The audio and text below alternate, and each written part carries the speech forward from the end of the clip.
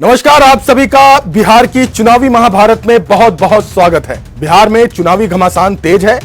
नेताओं की रैलियां, वादे, आरोप और पलटवार, सब कुछ इस वक्त टॉप पर है।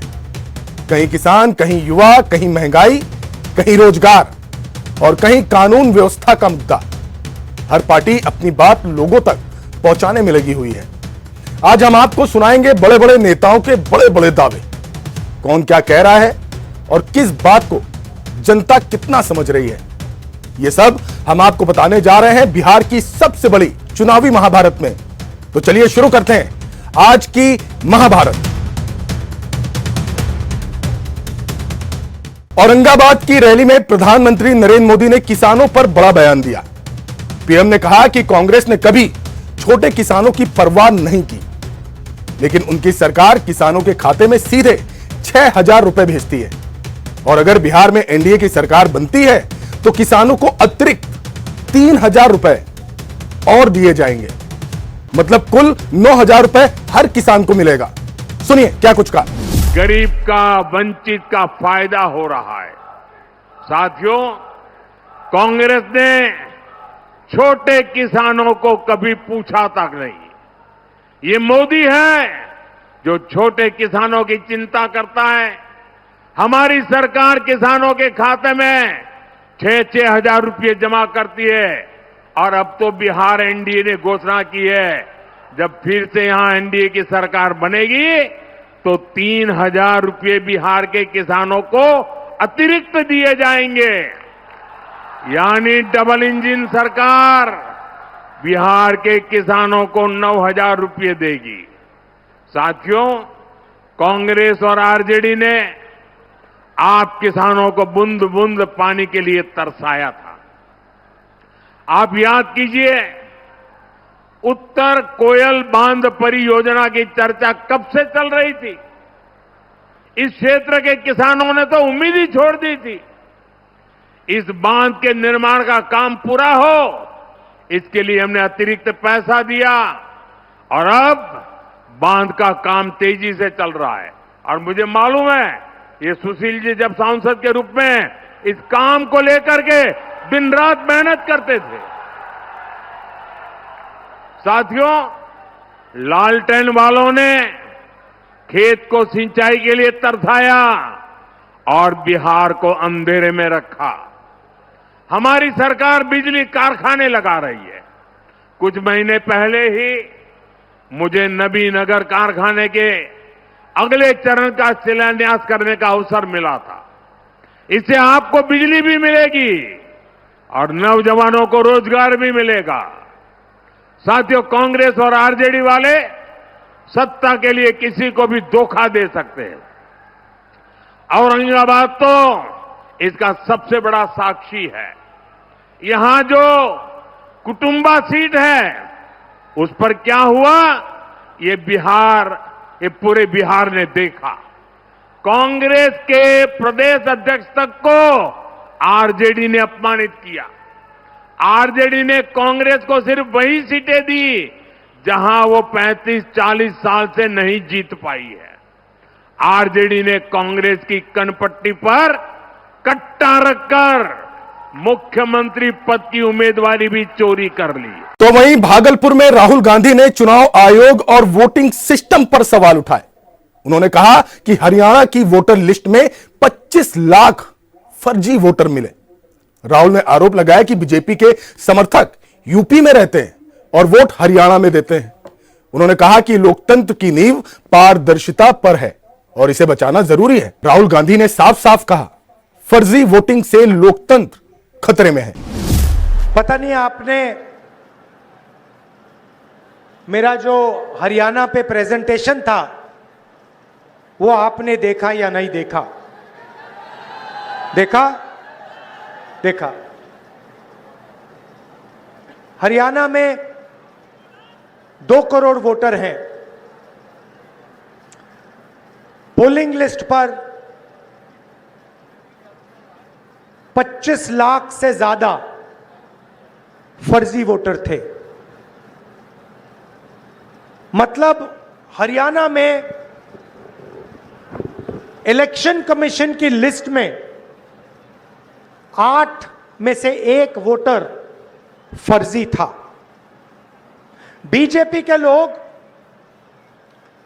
उत्तर प्रदेश में रहते हैं, उत्तर प्रदेश में वोट देते हैं और फिर चुनाव के समय वही लोग हरियाणा में भी वोट देते हैं।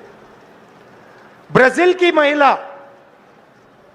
का नाम 22 बार, उसका चेहरा 22 बार वोटर लिस्ट पे आता है। एक बूथ में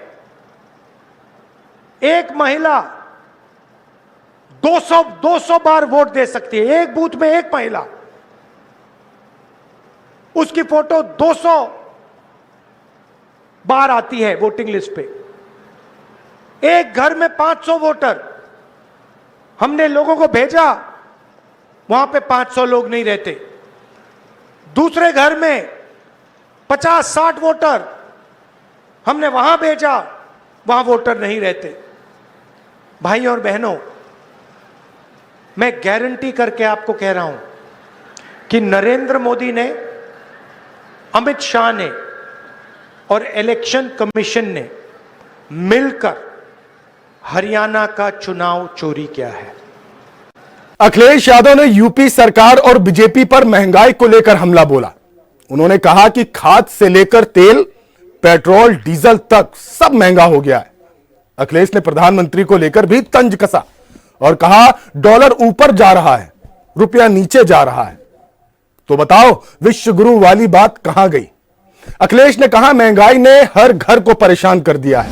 तो उत्तर प्रदेश से आए हैं हमारे जो एक रंगी मुख्यमंत्री हैं, एक रंगी, वो बोरी में चोरी कर रहे हैं। वहां पर बोरी में चोरी हो रही है। वहां पर 10 किलो की चोरी करते हैं बीजेपी के लोग। बिहार में है चोरी के नहीं चोरी बोरी में। न केवल खाद में ये बेईमानी कर रहे हैं, बल्कि बताओ हर चीज महंगी कर दी है। हमारे नौजवान जानते होंगे, जो मोटरसाइकिल जिनके पास होगी, ये जो बुजुर्ग हैं, जब ये बुजुर्ग आपकी उम्र के थे तो बताओ 40,000 50,000 में मोटरसाइकिल आ जाती थी। आज बताओ कितने रुपए जोड़ने पड़ते हैं तब मोटरसाइकिल मिलती है। और डीजल पेट्रोल कहां पहुंचा दिया, महंगा कराए कि नहीं मेरा। और ये विश्व गुरु, एक विश्व गुरु हैं अपने देश में, विश्व गुरु आजकल बिहार में आ रहे हैं गुरुजी बनकर के। उन्होंने क्या कहा था कि डॉलर बढ़ रहा है, रुपया नीचे जा रहा है। बताओ आज डॉलर कहां पहुंच गया। 2014 में 60 रुपए में एक डॉलर मिल जाता था, अब 90 रुपए में डॉलर मिल रहा है। और जो हमारे खाने पीने का सरसों का तेल कहां पहुंचा दिया, बताओ कितने रुपए लीटर है महंगा हो गया कि नहीं महंगा। और हमारा आपका सबसे पसंदी बिस्किट का पैकेट पार्ले जी, बताओ कितना छोटा हो गया, कितना छोटा हो गया। बताइए बीजेपी वालों ने ये पार्ले जी का बिस्किट पैकेट छोटा कर दिया कि नहीं कर दिया। महंगाई बढ़ा रहे हैं, और न केवल महंगाई बढ़ा रहे हैं, बल्कि हमारे नौजवान जानते होंगे जो इस देश की सेवा करना चाहते थे, वर्दी पहन करके सीमा की रक्षा करने वाले नौजवान अपने खेतों पे भाग करके मेहनत कर करके फौज में जाना चाहते थे। इन बीजेपी के लोगों ने फौज की नौकरी को भी रोक दिया। वहीं रक्सौल में सीएम योगी आदित्यनाथ ने कांग्रेस को घेरते हुए कहा कि जब कांग्रेस ने लोकतंत्र का गला घोटा था तब बिहार का नौजवान उठ खड़ा हुआ था। उसने तब जयप्रकाश नारायण के नेतृत्व में अंगड़ाई ली और कांग्रेस को उखाड़ फेंका। जेपी के नेतृत्व में तब बिहार उठ खड़ा हुआ था। लेकिन इन लोगों ने जंगल राज बनाकर नौजवान की पहचान पर संकट खड़ा कर दिया था। जंगल राज वाली सरकार ने किसान को आत्महत्या करने के लिए मजबूर किया और गरीबों को भूखे मरने के लिए छोड़ दिया था, और यहां के व्यापारियों की संपत्ति को कब्जा करके बिहार को लहूलुहान करने का काम किया। योगी ने कहा 1990 से 2005 के बीच 60 से ज्यादा जाति नरसंहार हुए, लोग डर के साए में जीते थे।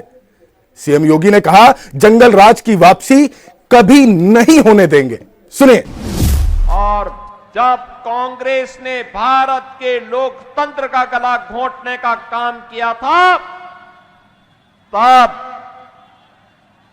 बिहार का नौजवान उठ खड़ा हुआ था। उसने तब जयप्रकाश नारायण जी के नेतृत्व में अंगड़ाई ली और कांग्रेस को खाड़ फेंका। जेपी के नेतृत्व में यह बिहार उठ खड़ा हुआ था। जेपी की जन्मभूमि भी बिहार। सामाजिक न्याय के पुरोधा कर्पूरी ठाकुर इसी बिहार में जन्मे थे और भोजपुरी और मैथिली के गीतों को छठ के गीत के माध्यम से वैश्विक पहचान दिलाने वाली शारदा सिन्हा भी इसी बिहार में जन्मी थी। बहनों और भाइयों, ऐसा गौरवशाली इतिहास जिस बिहार ने कभी नालंदा विश्वविद्यालय दिया, जिस बिहार ने चाणक्य जैसा आचार्य दिया, जिस बिहार ने आर्यभट्ट जैसा गणतज्ञ दिया, जिस बिहार ने भारत को भारत के स्वर्ण युग में ले जाने का कार्य किया था, वह बिहार किन लोगों के कारण अपनी पहचान के लिए मोहताज हुआ था? कौन वे लोग थे जिसने बिहार के लोगों को पहचान के संकट के दौर से गुजारा था? बहनों और भाइयों, ये वही लोग हैं जिसने नौजवान के सामने पहचान का संकट खड़ा किया, किसान को आत्महत्या करने के लिए मजबूर किया, गरीब को भूखों मरने के लिए छोड़ दिया, यहां के व्यापारियों की संपत्तियों पर कब्जा करके जातीय संघर्ष में बिहार को पूरी तरह लहूलुहान करने का काम किया। बहनों और भाइयों, 1990 से लेकर 2005 के बीच इस बिहार के अंदर 60 से अधिक जातीय नरसंहार की घटनाएं घटित हुई, 30,000 से अधिक अपहरण हुए। न व्यापारी सुरक्षित, न चिकित्सक सुरक्षित, न इंजीनियर सुरक्षित, न बच्चे सुरक्षित। तो वही तेजस्वी यादव ने आज फिर से वही बात दोहराते हुए कहा कि मेरी उम्र कच्ची है लेकिन मेरी जुबान पक्की है। आपका तेजस्वी जो कह रहा है वो करेगा। तेजस्वी यादव ने जोकीहाट अररिया से जनता को संबोधित करते हुए कहा कि हम एक दिन में 18 रैली कर रहे हैं, जिसके बाद तेजस्वी यादव ने प्रधानमंत्री को टारगेट करते हुए कहा हमारा एक हेलीकॉप्टर उनके 30 हेलीकॉप्टर को पीछे छोड़ते हुए, और जो उनके 30 हेलीकॉप्टर आ रहे हैं उसमें बाहर के लोग आ रहे हैं। तेजस्वी ने तंज कसते हुए कहा लेकिन कितने भी लोग बाहर से आ जाएं, वह बिहारी से पीछे ही रहेंगे क्योंकि एक बिहारी सब पर भारी। चलिए सुनाते हैं तेजस्वी यादव ने किस तरह से तंज कसा। तेजस्वी जो कहता है वो करता है, जो कह रहा है वो करेगा।